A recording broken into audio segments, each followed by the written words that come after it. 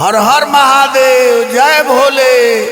ए जितेंद्र, क्या बाबा का कहतनी? अरे साफ गाजा भांग में एकदम रम गइल बारो ए बाबा सावन के महीना में। ए बाबा सुनी ना, एगो हम ही ना, ये पूरा दुनिया भोलेनाथ के दीवाना बा, महाकाल के दीवाना बा।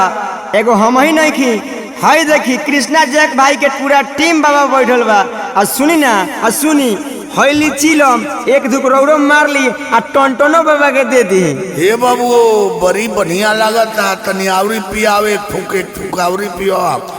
अच्छा ली एक फूक और पी ली।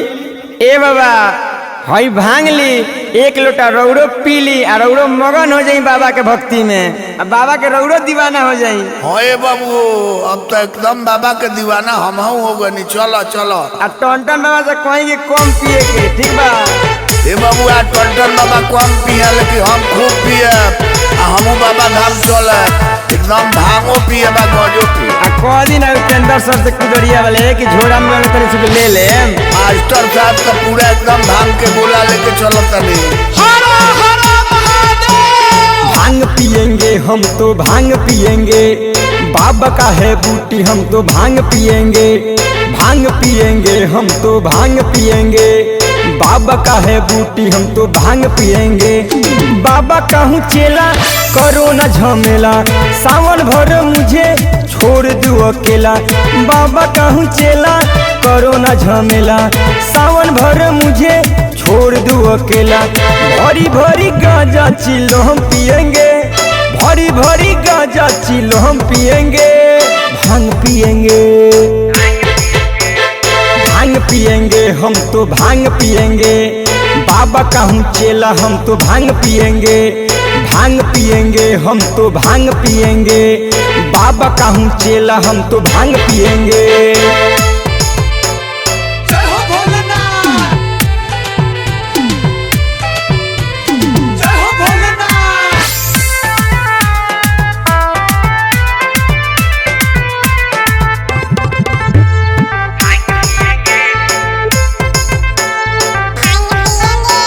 बांध के हम भांग एक मोटा लाए हैं, पीस के पिएला नया लोटा लाए हैं।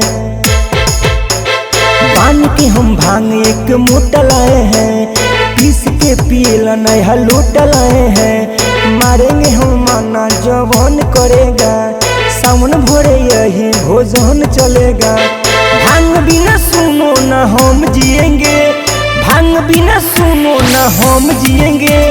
भांग पिएंगे, भांग पिएंगे, भांग पिएंगे, भांग पिएंगे हम तो भांग पिएंगे, बाबा कहूँ चेला हम तो भांग पिएंगे। गांजा पिएंगे हम तो गांजा पिएंगे, बाबा कहूँ चेला हम तो गांजा पिएंगे।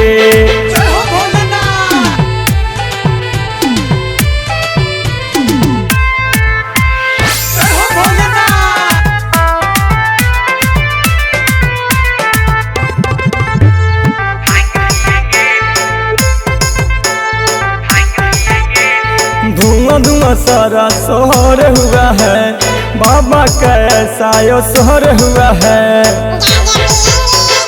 धुआं धुआं सारा शहर हुआ है, बाबा का ऐसा यो शहर हुआ है। जीता जितेंद्र में दम आया है, बाबा के भक्ति में रम गया है। पी के उपेंद्र बम डोलेंगे, पी के उपेंद्र बम डोलेंगे। भांग पिएंगे, भांग पिएंगे, भांग पिएंगे, भांग पिएंगे हम तो भांग पिएंगे, बाबा कहूँ चेला हम तो भांग पिएंगे। गांजा पिएंगे हम तो गांजा पिएंगे, बाबा कहूँ चेला हम तो गांजा पिएंगे।